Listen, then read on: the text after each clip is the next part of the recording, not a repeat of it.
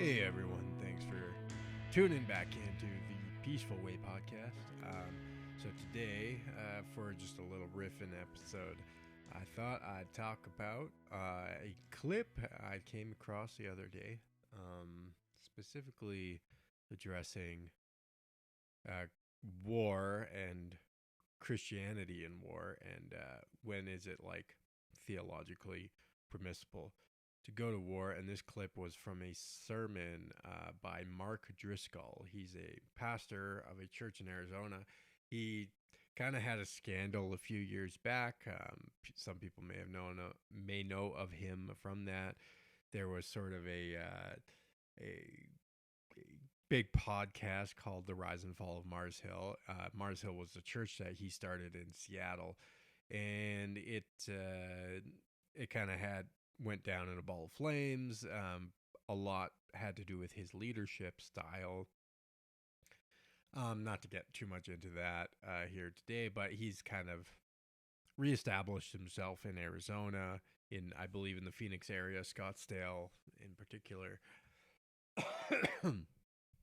And I saw this interesting clip that I thought would be good to comment on and to maybe perhaps critique that he released on YouTube not too long ago, within the last few days of recording this. And he's sort of addressing just war theory and if Christians should go to war. So the title of his sort of clip, it's a full sermon, so you could probably go on and look up the whole sermon and listen to it if you're so inclined. But I am just gonna take a 10-minute clip that he posted on his YouTube channel, and I'm just gonna comment on this particular clip.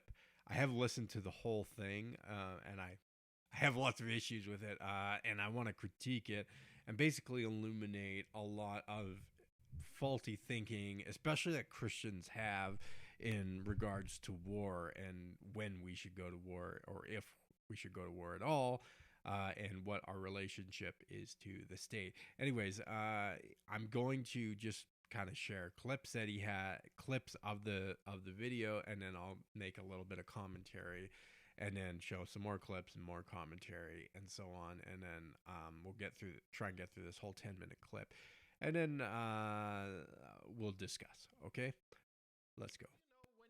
A nation should go to war and when a nation shouldn't go to war. See, right now we have wars. We have wars going on all across the world. Every day we hear about war in Israel and war in Ukraine, as well as other places. And as Christians, you can struggle to wonder, well, how do we know whether this is a just war or an unjust war? And I want to look at their ancient war, and I want to compare it to some of our modern wars.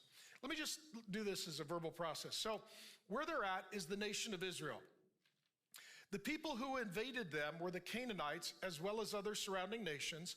Their descendants today are called the Palestinians. They came from a place that today is called the Gaza Strip. They broke down the border. They invaded the nation. They terrorized the people. They attacked civilians, women and children. So then the army fought back to displace them and send them back to their homeland to secure their border. What's happening in Judges 4 is exactly what's happening today in Israel and the war in Israel. Same descendants, Jewish people, and the Palestinians are descendants of the Canaanites. Same place, Israel and Gaza Strip. Same thing, border fails, invaders come in. Same consequence, women and children are killed and taken. Okay, so one of the biggest problems that a lot of Christians fall into is trying to draw modern day events and making it analogous to something that happened in the Old Testament, when that is very difficult to do, and almost anytime you do it, you're gonna have to butcher the context of the original Old Testament passage, and that's just what he's doing here.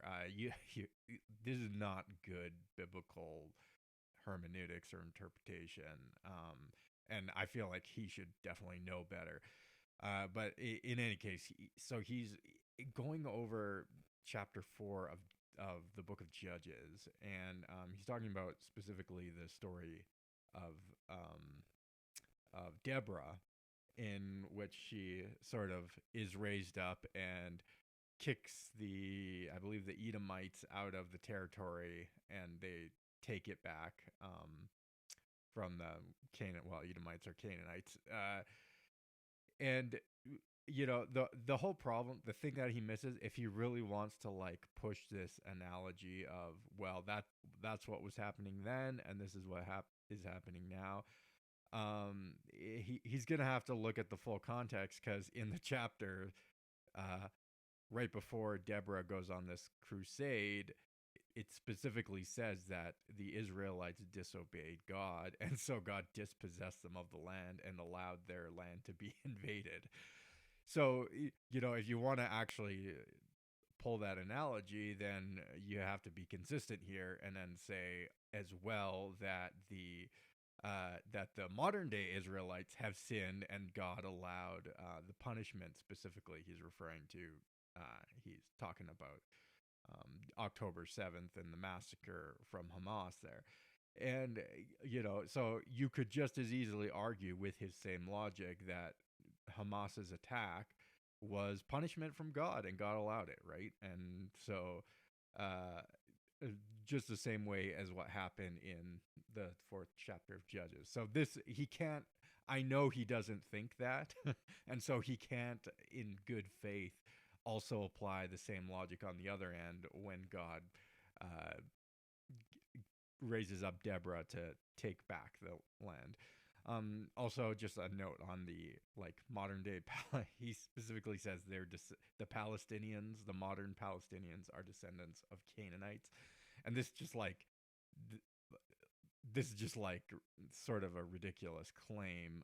First of all, genetics is very tricky and complicated, and to make a direct line from the modern Palestinians all the way to the Canaanites from 4,000 years ago is, I think you're going to have all sorts of troubles with that.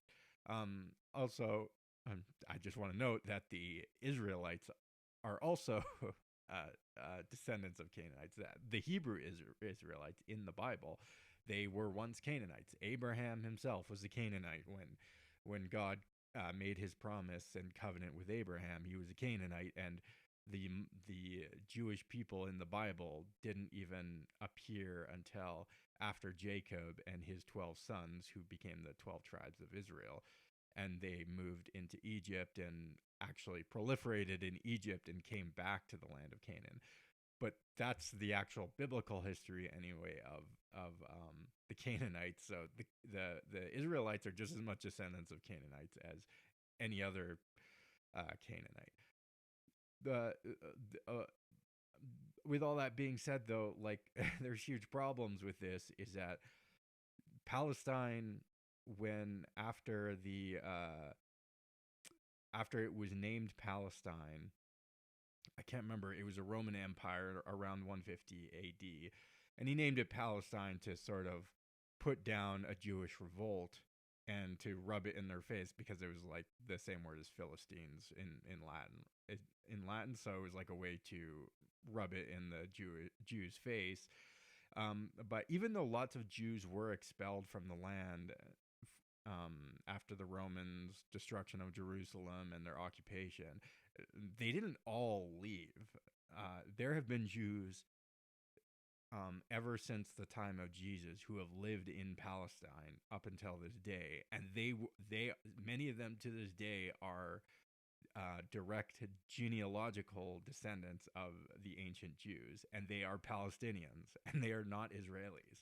Okay, so that's just a misunderstanding of the genetic makeup of the people. Also, many Palestinians. There's also many Christian Palestinians. They're not all. They're not all Muslim by religion, and as well as a lot of Arabs. Most people understand Palestinians to be Arabic, but even that's a little tricky, because there's obviously Jews that have been there the whole time. The Turks, the Ottoman Empire, had that whole area up until for 500 years, up until World War I.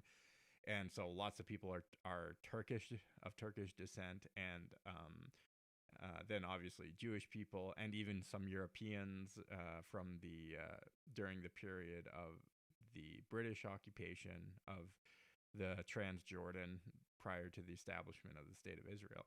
So it is kind of a mishmash of ethnicities, if you will, the Palestinians themselves, and they're not exactly to make this like direct line to the Canaanites is sort of ridiculous. It's also just misunderstanding how genetics actually works. The sort of ethnic Canaanites that existed 4,000 years ago probably don't exist in any way, shape, or form today. They've been intermixed with too many different ethnicities that like sort of bloodline is no longer even in existence. So yeah, I thought that was all a little bit silly, his claim there. Okay, let's go on to the next clip here. Hostage. So I want to use this ancient case study as a modern example of what some would call just war. So I want to look real quickly at what's called just war theory. Number one, is it a legitimate authority? Mobs, terrorists, anarchists are not legitimate authorities. In that day, when the nation was invaded, it was invaded by illegitimate authorities. There was a nation, and then a nation next door had a terrorist invasion.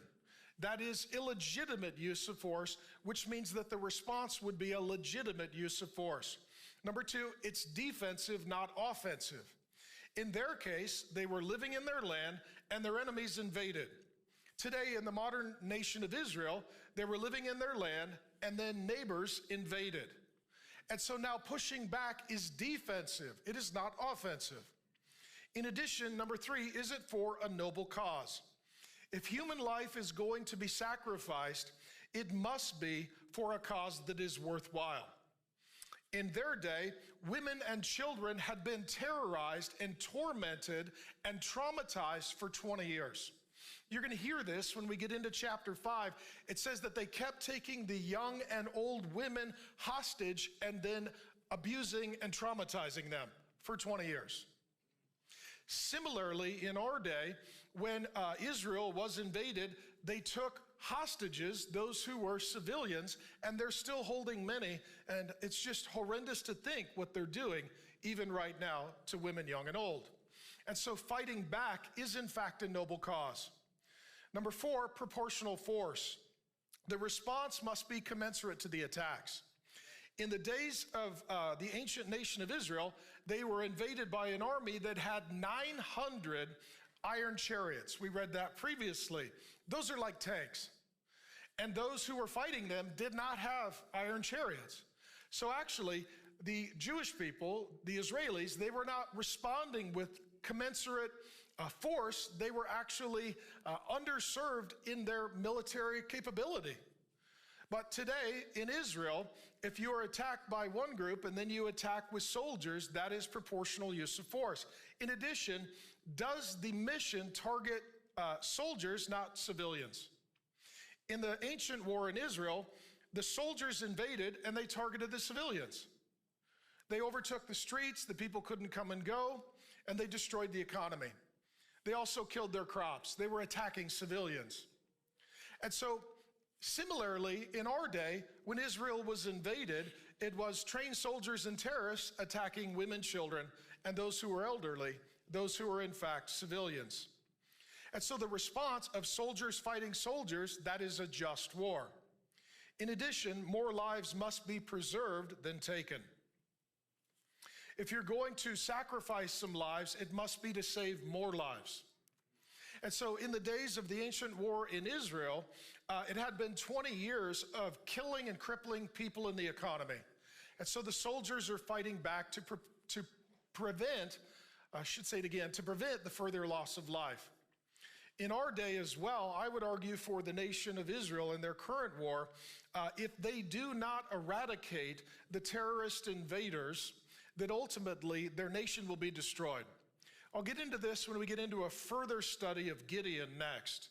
And I'm going to read to you the actual charter of Hamas and why this is a demonic spiritual warfare to eradicate Jewish people from the planet. But the entire current invading force that attacked Israel, their charter is that there should be no Jewish state and no Jewish people. Their goal is genocide.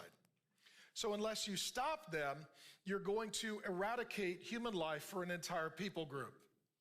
Therefore, it meets the just cause of more lives being preserved than taken. And lastly, is it a last resort? Is it a last resort? And this is where in the ancient world, it was a last resort. They were invaded and oppressed for 20 years. Time to fight back. All right. So this is just, again, he's just butchering the analogy here. I think you just cannot make the same. I think it's almost painfully obvious at this point. You cannot make a one-to-one analogy, not even close to one-to-one analogy from the current war in Israel, between Israel and Hamas, and the ancient war between Israel and the Canaanites. So he sort of brings up just war theory. He addresses about 7 of the 9 points of just war theory, which was originally formulated by Thomas Aquinas. Now, I'm going to put aside whether or not just war theory is true or legitimate. I think that's a question for another day. But for the sake of the argument, let's just assume that just war theory is legitimate.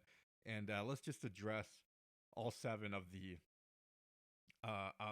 points that he's bringing up in just war theory and apply them to the current situation and in Israel and the past situation, the biblical situation in Israel. So one, is the authority legitimate? Well, you could, I mean, I'm not sure that's up for debate. I don't know if any earthly authority is necessarily legitimate, certainly not above the authority of God. But there's definitely one point that is glaring, and that's that the ancient Israelites had a covenant with God. And the modern nation state that shares the same name does not have a covenant with God. It is a secular state. It doesn't have a covenant with the God of Israel or Yahweh. So I don't know how you could argue that it has the same authority as the ancient as the ancient kingdom of Israel. The second, that the just war has to be defensive, not offensive. Now, you might have been able to claim that in the first maybe week or two, and even that it was sketchy, of Israel's war in Palestine. But at this point, they're just driving the entire population out of the country. They're going to annex the entire region of the Gaza Strip. This is a war for land, always has been, by the way. It never has not been.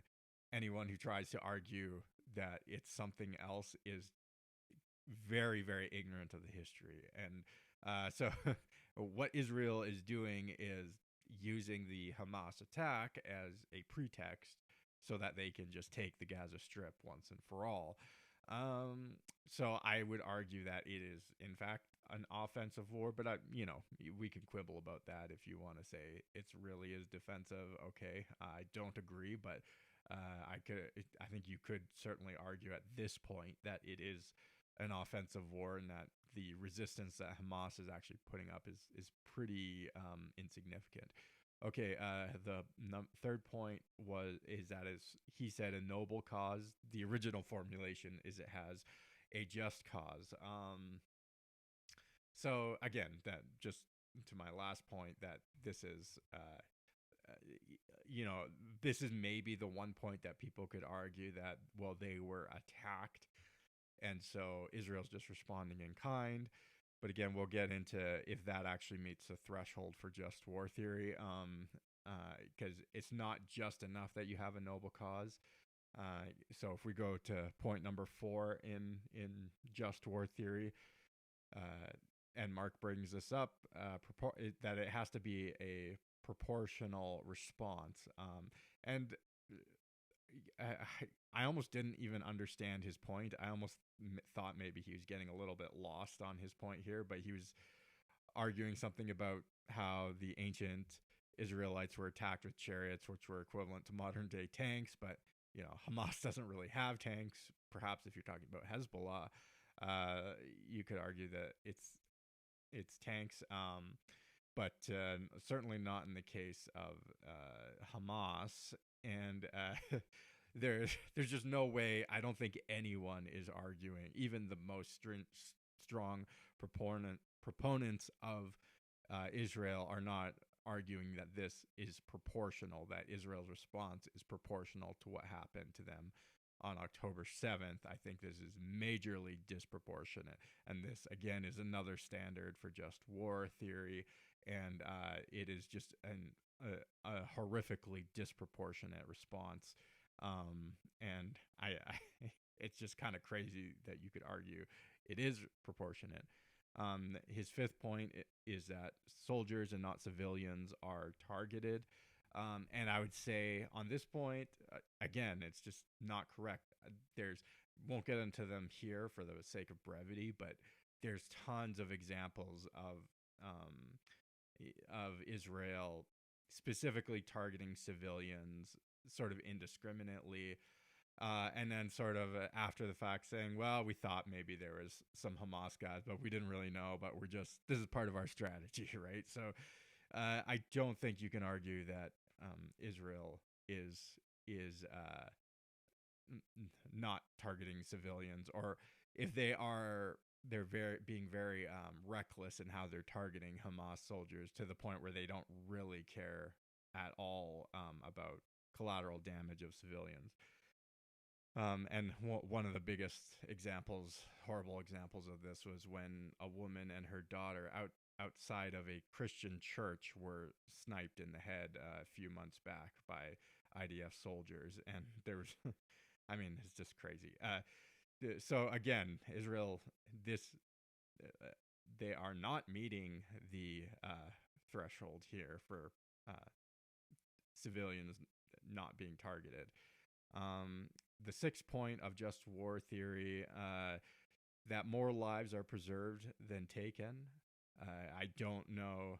This is kind of a tough one with just war theory, because how can you'd have to run the alternate scenario in a different world. If Israel didn't respond in this way, would more lives be saved than taken? So we obviously can't do that, but I think we can all say probably Israel's war is going to cause way more death. And it's not just the actual killing of civilians through like gunfire and air raids and bombing and that kind of stuff. It's the starvation, it's the diseases that are going to start to spread, that already are spreading, the unlivable conditions, all the second and third order effects from it. It's not just the direct deaths from some sort of projectile weapon. Okay, so I'm just very skeptical that more lives are being saved than being preserved, than are being killed. And then the seventh point was that this is a last resort, that Israel was like facing some sort of existential threat because of the attack by Hamas, which I think it's clear. Just look, look, Israel has 10 times, 20 times, 30 times, I don't know, more powerful military than anything Hamas could muster. There's no way that Hamas was pushing Israel to the point of extinction, and that they had to do this or they would cease to exist as a nation. Now, if other countries like Lebanon, Syria, Qatar, Yemen get pulled into a war with Israel, then they might be facing an existential threat. And Israel is tempting all those countries right now to get into a war with them. So, I mean, but that would be like a post hoc justification. So I just don't see how Israel's current response is a last resort. And again, applying all these to ancient Israelites, even then, I mean, look, uh, just read the book before Judges. It's Joshua, and it's the conquest of Canaan, and it's uh, by our modern conceptions of property rights and what uh, what is a just war, we would say, well, it completely Israel's the Hebrews conquering of the land of the Canaanites doesn't fit the bill at all. So again, trying to post hoc add just war theory to the ancient world is just not correct. Okay, let's go on to the next clip here. In our own day, it is a last resort, because if you allow a nation to be attacked, then every nation will attack it. And what makes the current war in Israel so difficult is trained soldiers invaded a nation, attacked women, children, and civilians, and then retreated back to their nation, and now they are hiding behind innocent civilians. And sometimes, might I add, not innocent civilians, those who are harboring terrorism. And so this current war is where those who have no heed for human life are sacrificing human life in an effort to get international outcry and a call for justice so that they can continue their jihad and eradicate the nation of Israel and the Hebrew people from the earth. And we know that all of this is demonic, because when Jesus returns, he returns to Jerusalem. And they want to eradicate Jerusalem so that there is no place for the Lord Jesus to return and to begin his kingdom. That being said, what we're seeing here is a just war. And it is the opposite of something called pacifism. Pacifism is this belief that you should never respond with force. There are whole denominations and traditions within Christianity that are pacifist. They will not respond. They won't join the military. They won't do combat. They can't be police officers or first responders. Let me say this. The God of the Bible is for sure not a pacifist. He is not a pacifist. He attacks and he destroys entire nations like Sodom and Gomorrah in Egypt. And here he is allowing his people to defend themselves. Furthermore, not only does he command them to war, he joins them in that war. So I just want to say this, because in this house, we say thank you to soldiers, we thank you to veterans, we say thank you to current military personnel, we say thank you to police officers and firefighters, and we say thank you to first responders. Because what you're doing is you're getting in the way between evil and people. Okay, so a lot of things here. First of all, is this whole claim of hiding behind innocent civilians, is this true?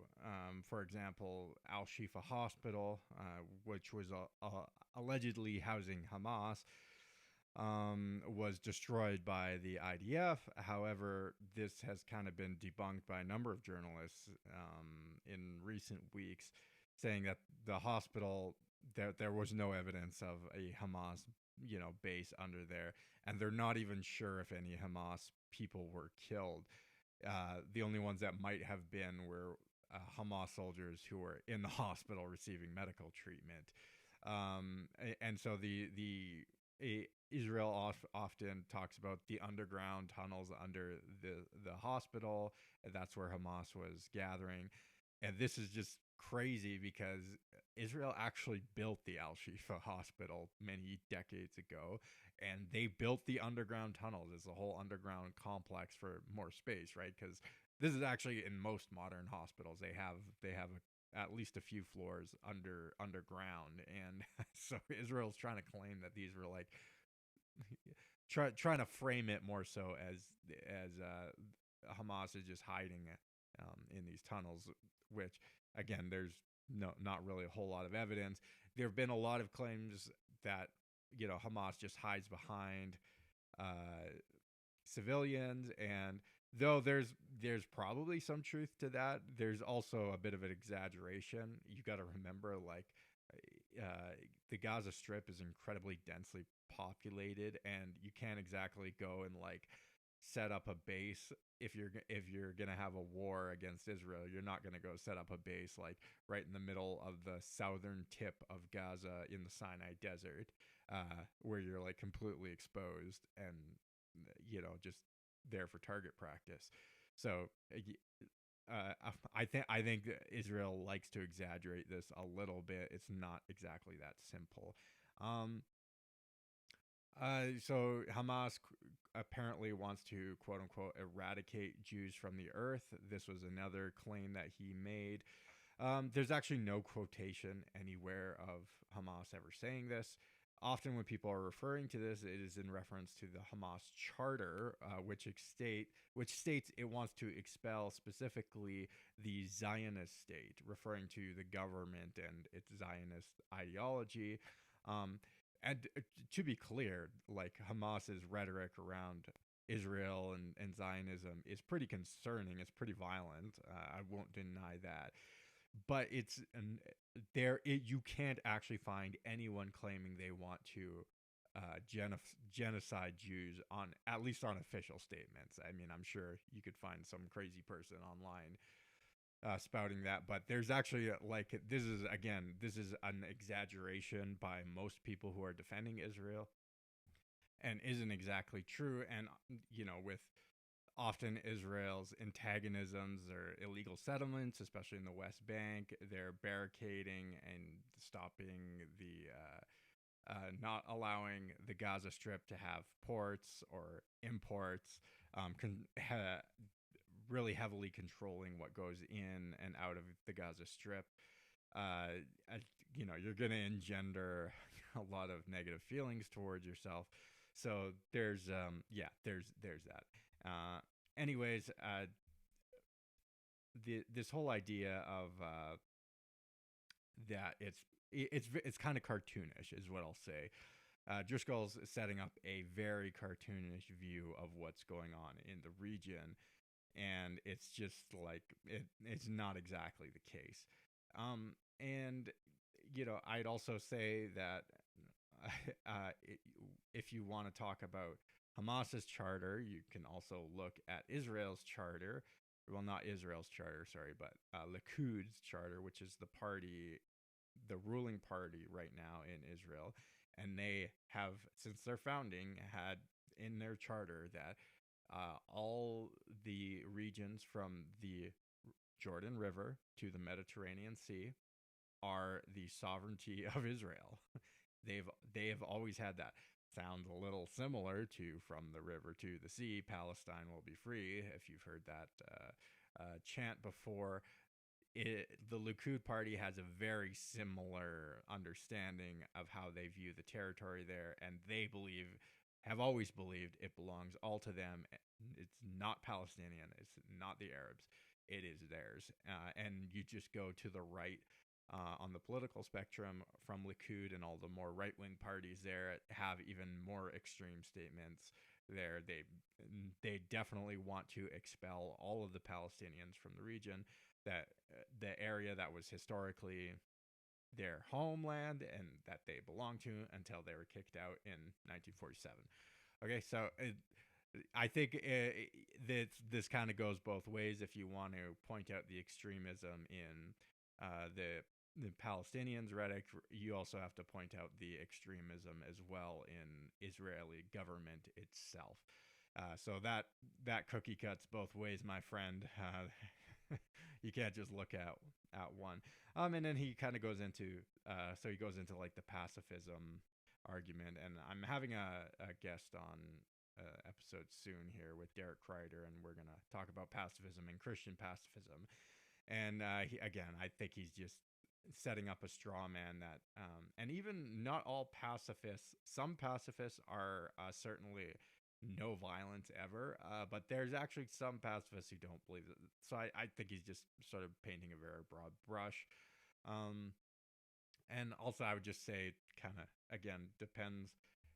He says God is not a pacifist. I guess it depends what you mean. Jesus certainly didn't use violence, though I know people are going to argue, well, what about him driving the money changers out of the temple?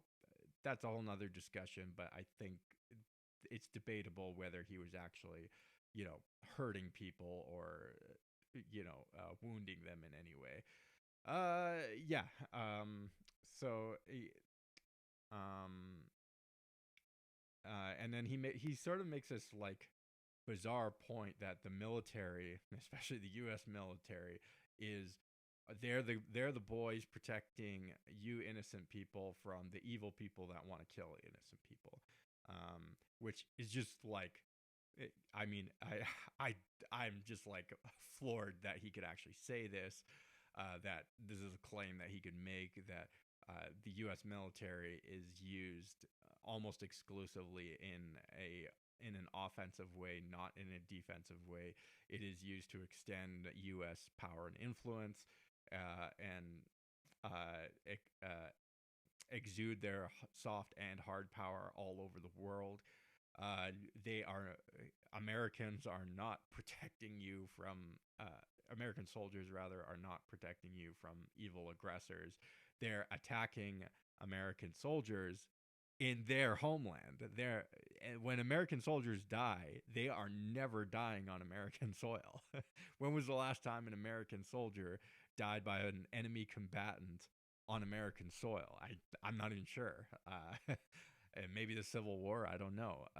This is just like an absurd claim that like they're just over there protecting you. And I mean, come on, man. I kind of expected a little better from Mark Driscoll than to make these sort of absurd claims, that the military, that this is what they do, that they don't engage in imperialism in the empires of this world, not the kingdom of God or the kingdom of heaven. In fact, many times the American military is guilty of some of the worst, most egregious sins. The war in Iraq, for instance, caused the death of 1 million Iraqis, most of them non-combatants. Like this is an evil, evil thing that God hates. God hates that.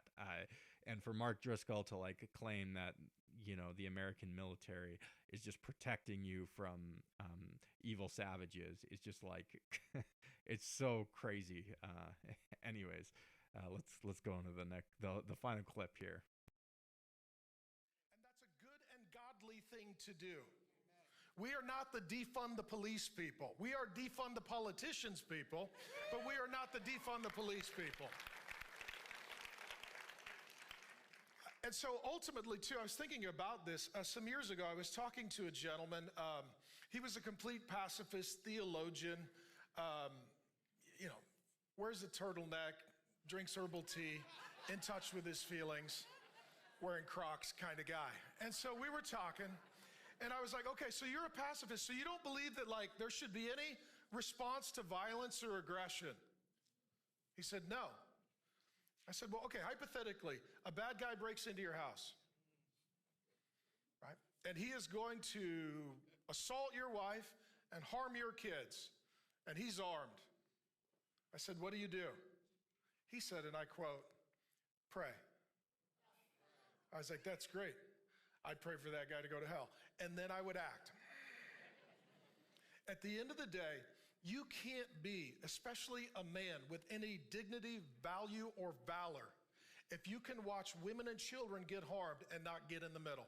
You are not a man. There's something broken in your soul. And we don't want to be the guys that start the fight, but if need be, we want to be the guys that end the fight. And that's what's going to happen here. Okay, so he just kind of goes on more about pacifism and uses this anecdote of a guy he knew that was pacifist and kind of makes fun of him to set up a better way to, more effective way to set up your straw man is to kind of make people laugh and giggle and cover their mouth and point their finger at the character, the straw man you are setting up. In any case, this is just a terrible theology. I have to say, I like this. This is not how you should interpret godly life and godly living. And Christians should absolutely take a serious ethical and moral look at joining police or military or any occupation where you'd have to use violence, possibly have to use violence. You know, and not to get too much into the sort of typical objection to pacifism about the you know, if someone enters your house and, you know, threatens your family to kill them, would you stop them? You know, like, that's the most common objection. And again, I'm gonna get into that in a future episode here, but I think this is just like, yeah, he has to rely heavily on straw man in order to prop up his argument that, you know, that all these modern wars are justified and moral and God approves of them. And it's just absolutely not true, because God hates murder. Jesus says if you even have anger in your heart towards someone, you've committed the sin of murder. The like the ethic of Jesus was never to have like a violent or murderous or ready to go to war spirit. I think Mark Driscoll just completely misses the kingdom of God here, and he's talking about a kingdom, but it's not the kingdom of God. It's more the kingdom of Satan, who wants to steal, kill, and destroy, and that is what militaries do. They steal, kill, and destroy. And one final point I'll just make, you know, he said that he wanted to defund the politicians, but not the police, and I guess by extension the military. But you know, it's kind of funny because the way you fund the politicians, especially in the United States and even in Canada, my country, to some extent, is you fund the military-industrial complex. That's how you fund the politicians. You fund all the industries surrounding the military, and that's how politicians get elected, and that's why they are elected, because they are lobbyists for business interests that want war. So I think he's got some serious anti-gospel, anti-Christ sort of thinking along those lines about what is like permissible, and if God condones some of these wars. And it's not just Israel. I mean, it's like every war. Even, you know, my country, Canada, has done nothing but warmongering in Eastern Europe, and done nothing but be escalatory with Russia. So, you know, they're all the kingdoms of this world. They are all ruled by the devil, and the devil wants to steal, kill, and destroy. And he loves to do it with he loves nothing more than to actually just straight out kill people. And if you can kill people before they hear the gospel, that would be his most success. That would be the highest level of success for Satan. And yeah, and also just one more final point on here, just like he would pray that an intruder goes to hell. I think is just, again, this is anti-gospel and anti-Christ. Even if you do resist an intruder in your home who's threatening your family with violence, which personally I would resist someone with force if I had to, but I'm not going to pray for them to go to hell. You know, I hope that God, you know, regenerates my heart so that I don't harbor hatred against them. Yeah. Anyways, okay. If you like the show, make sure to share it with people who you think would like it. Also, 5-star rating and review on Apple, iTunes, wherever you listen to podcasts. All the other stuff is in the link of the description. Also, subscribe on YouTube. Thanks. Peace.